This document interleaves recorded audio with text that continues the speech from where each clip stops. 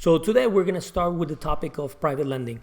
And private lending in real estate plays a crucial role because it allows flexible capital to come into the real estate industry where investors can use that for either fix and flips or for rental properties, right? So in this case, private lending plays a crucial role because it gives investors more flexible capital versus traditional investors or lenders such as those from Fannie Mae, Freddie Mac, or even those in Wall Street. But private lending has changed drastically in the past couple of years. All these flexible capital that used to come from private lenders and families as well has drastically changed. So we're going to address three of the most common questions that people are asking about private lending. The first question is, what caused the shift in private lending? And this shift happened after COVID-19. And the reason is because all of a sudden, a lot of lenders stopped lending. We did a survey, and out of 100 different private lenders in the industry, only about 3 or 4 remain lending after COVID-19. And the reason is very clear. Private lending has not been private lending as it was in the past couple of years.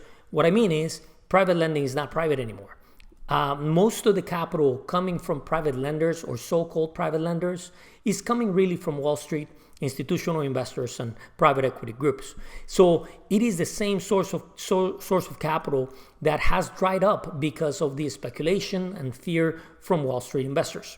So the things that changed in private lending is precisely that. The capital dried up because of COVID-19, and we've seen that impact in the private lending sector.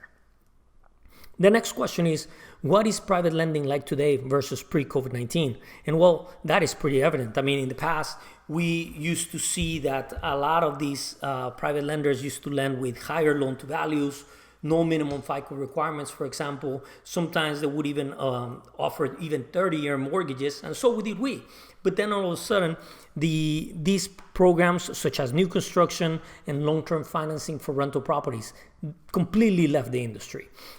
From our business, we had 2 programs that we used to sell to Wall Street and these large institutional investors, and that was primarily new construction and our 30-year mortgages. And the large hedge funds or institutional secondary market investors completely left the industry, and the whole program for 30-year investor lending type of programs left the industry altogether.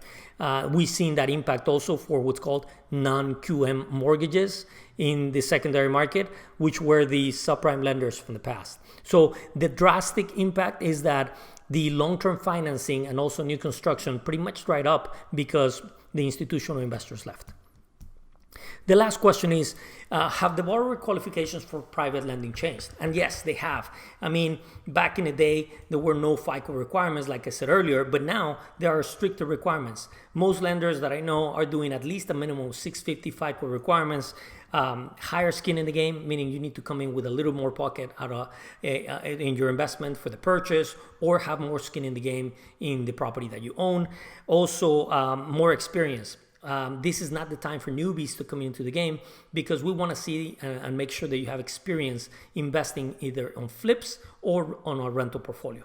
Well, these are the 3 questions for today. I hope you enjoyed this information, and we'll see you next week.